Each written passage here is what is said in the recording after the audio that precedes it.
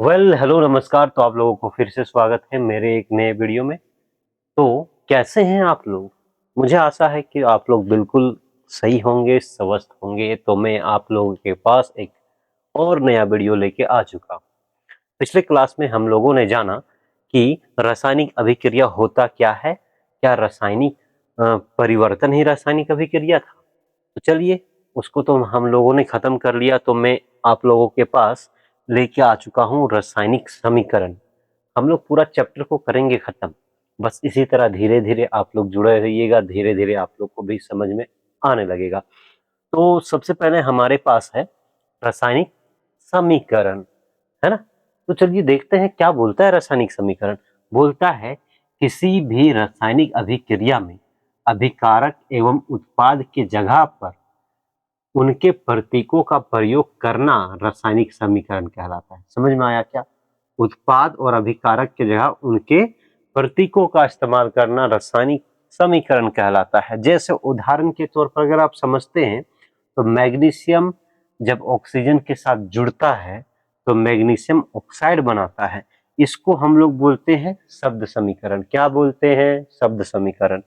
अब देखते हैं उसके प्रतीकों का प्रयोग कर रहे हैं। जैसे हमारे पास मैग्नीशियम के लिए Mg, ऑक्सीजन के लिए O2 जब मिला तो ये हमारा क्या बन गया? मैग्नीशियम ऑक्साइड बन गया भाई साहब। तो इसको हम लोग क्या बोलते हैं? संकेतिक समीकरण। तो ये जो हुए ना, यही हुआ हमारा क्या? रासायनिक समीकरण। ठीक है।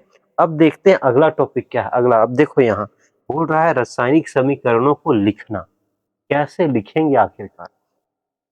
रासायनिक समीकरण में तीर के बाईं ओर, ये जो तीर है, तीर के बाईं ओर क्या अभिकारक को लिखा जाता है एवं उनके बीच प्लस का प्रयोग किया जाता है। इसी प्रकार दाईं ओर उत्पाद को लिखा जाता है और उनके बीच भी प्लस का प्रयोग किया जाता है। जैसे आप लोग यहाँ देख सकते हैं, ये हमारा दोनों क्या है? ये तीर का बाईं ओर है और जिंक है और सल्फ्यूरिक एसिड है, दोनों के बीच में प्लस का इस्तेमाल किया गया है। जस्ट उसके दाईं ओर ये हमारा जिंक सल्फेट बना, ठीक है, और हाइड्रोजन अलग हो गया, तो ये भी प्लस के इस्तेमाल किया करके ये इधर भी प्लस का इस्तेमाल हुआ है कि नहीं है? तो कितना आसान था ना, कितना आसान था रासायनिक समीकरण को समझना और रासायनिक समीकरण को लिखना। बहुत इजी था, है ना। अब देख लेते हैं रासायनिक समीकरण के प्रकार, है ना। तो देखते हैं क्या होता है इसका प्रकार, कितने टाइप के होते हैं। तो सबसे पहले हमारे पास जो टाइप है वो असंतुलित रासायनिक समीकरण है, जिसको हम लोग कंकाली रासायनिक समीकरण भी बोलते हैं। क्या बोलता है इसमें? चलिए समझते हैं क्या बोल रहा है। अभिकारक एवं उत्पाद दोनों और परमाणुओं की संख्या बराबर नहीं होती है। मतलब ये हमारा एक रासायनिक अभिक्रिया है जिसमें ये हमारा अभिकारक और ये उत्पाद है।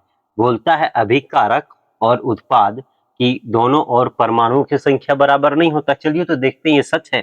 यहाँ बोल रहा है मैग्नीशियम एक ठो, तो यहाँ भी एक है, लेकिन ऑक्सीजन यहाँ दो है जबकि यहाँ एक है। तो ये हमारा असंतुलित प्रकार रहा है, जिसको कंकाली भी बोलते हैं। दूसरा टाइप है आपके सामने संतुलित रासायनिक समीकरण। इसमें क्या बोल रहा है?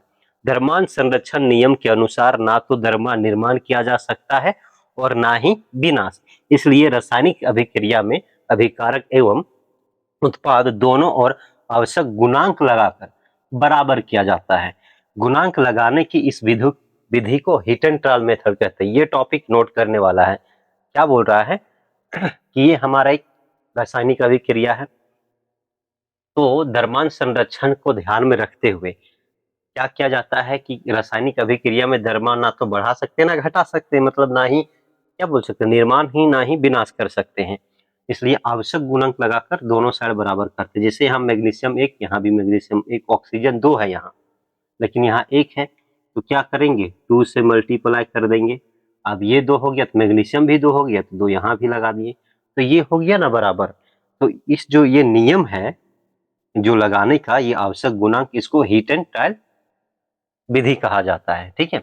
यहाँ भी देख सकते हैं, यहाँ हाइड्रोजन एक गो है और यहाँ दो गो है, तो दो गो कर दिए बराबर करके, ये हो गया दोनों साइड बराबर। यहाँ ऑक्सीजन के गो है, यहाँ ऑक्सीजन दो गो और वहाँ एक है, तो इसको दो लगा दिए तो ये हमारा 2 हो गया, लेकिन हाइड्रोजन के हो गया 4 गो हो गया, तो हाइड्रोजन को 4 से मल्टीप्लाई कर देंगे, तो ई हो गया ना हमारा हिट एंड ट्राई विधि। ठीक है। तो मुझे आशा है कि आप लोगों को ये वीडियो अच्छे तरीके से समझ में आ गया होगा, ये टॉपिक भी समझ में आ गया होगा। मिलते हैं नेक्स्ट वीडियो में, तब तक के लिए आप अपना ख्याल रखें। अगर आप इसी तरह वीडियो देखना चाहते हैं तो मेरे फेसबुक पेज पीके सर को फॉलो कर सकते हैं और हमारे YouTube channel Jharkhand public school Holang को सब्सक्राइब कर सकते हैं। Thank you.